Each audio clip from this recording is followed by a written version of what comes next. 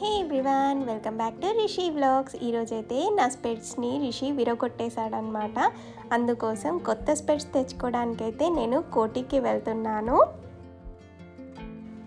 So ఇంకా కోటికి అయితే వచ్చేసాము. మేమైతే ఇంకా ఆర్పి ఆప్టికల్స్కి అయితే వెళ్ళామన్నమాట స్పెట్స్ తీసుకోవడానికి. ఇంకా ఎలాగో వచ్చాం కదా అని మా హస్బెండ్ కూడా స్పెట్స్ అయితే తీసుకున్నారనమాట. సో నేను వచ్చేసి ఈ స్పెట్స్ అయితే సెలెక్ట్ చేసుకున్నాను. చాలా డెలికేట్గా ఉన్నాయి ఇవి కూడా, కానీ జాగ్రత్తగా పెట్టుకోవాలి, లేకపోతే మళ్ళీ విరగొట్టేస్తాడు మన రిషి.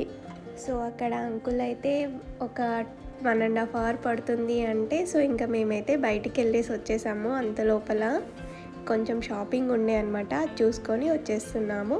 సో ఫస్ట్ అయితే మేము తినడానికి వెళ్తున్నాము. మేము నార్సింగ్కి అయితే వచ్చేసామన్నమాట.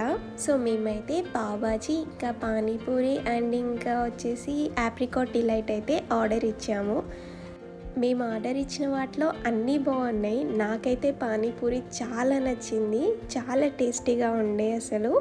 అండ్ ఆప్రికాట్ డిలైట్ కూడా చాలా బాగుంది.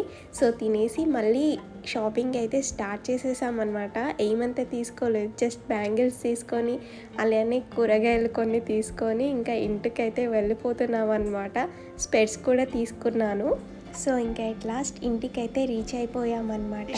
కొత్త స్పెట్స్ తెచ్చుకున్నా, నువ్వు ఇంకొకసారి ఇరగొట్టకు ప్లీజ్, సరేనా? అర్థమవుతుందా? ఉష్ అంట చూడండి, మళ్ళీ తీయనికి అవుతున్నాడు చూడు.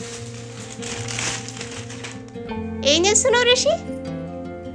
అగో చూడు, మళ్ళీ స్పెట్స్ ఎరికే పోయిను.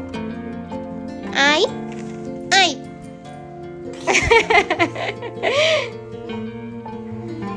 నో నో నో, ఇరగొడతావా నాది ఇంకొకసారి?